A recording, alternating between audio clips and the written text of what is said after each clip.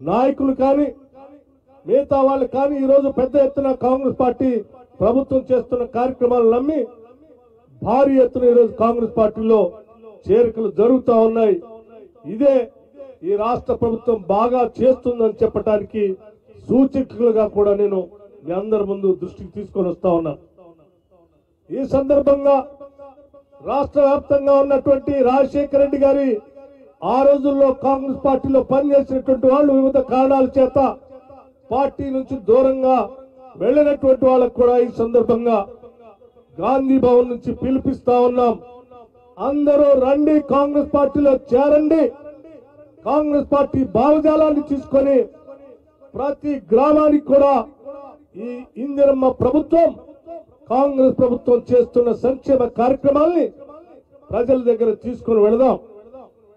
ఇప్పటికే అనేక ఆర్థిక పరమైన ఇబ్బందులు ఉన్నప్పటికీ కూడా ఇచ్చిన కాంగ్రెస్ పార్టీ ఇచ్చినటువంటి హామీల మేరకు రాష్ట్ర ముఖ్యమంత్రి గారు మంత్రి మండలి అనేక ఇబ్బందులను కూడా ఎదుర్కొన్నప్పటికీ కూడా ఇచ్చిన మాటలు నిలబెట్టుకోవాలని ఆలోచనతోనే ఈ రోజు 10 లక్షలకి ఆరోగ్యశ్రీ కానీ, ఫ్రీ బస్ కానీ, లేకపోతే ఉచితంగా ఇచ్చే 500కే గ్యాస్ సిలిండర్లు కానీ, 200 యూనిట్లకే ఈ రోజు కరెంట్ ఇచ్చే విధానం కానీ, లేకపోతే దేశమే ఆశ్చర్యపడేటట్టుగా ఇచ్చినటువంటి 2 లక్షల రుణమాఫీకి సంబంధించిన అంశం కానీ ఈ రోజు కాంగ్రెస్ పార్టీ కట్టుబడి ఈ ప్రభుత్వం రేవంత్ రెడ్డి గారి ముఖ్యమంత్రిగా మంత్రి మండలి ముందుకు పోతుందని ఈ సందర్భంగా మీ అందరికీ మనవి చేస్తా ఉన్నాం.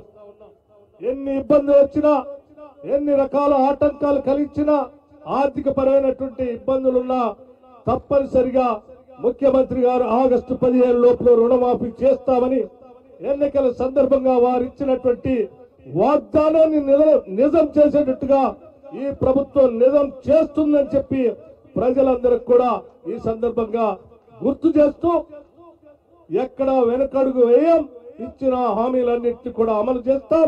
ప్రతి కాంగ్రెస్ కార్యకర్త నాయకుడు తల ఎత్తుకొని గ్రామాల్లో తిరిగేటట్టుగా ఈ ప్రభుత్వం పనిచేస్తుందని చెప్పి మీ అందరికీ మాటిస్తూ అందరికి కూడా విజ్ఞప్తి చేస్తున్నాం. రండి, కలిసి పనిచేద్దాం, సంక్షేమం కోసం ముందుకు నడుద్దాం.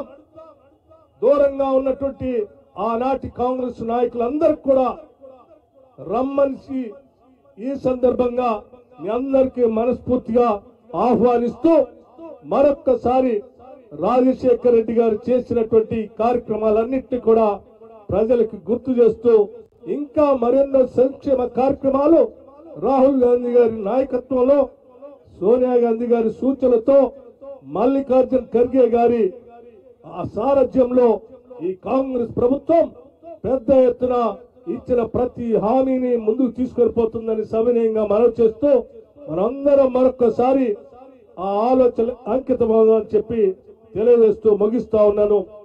జై హింద్.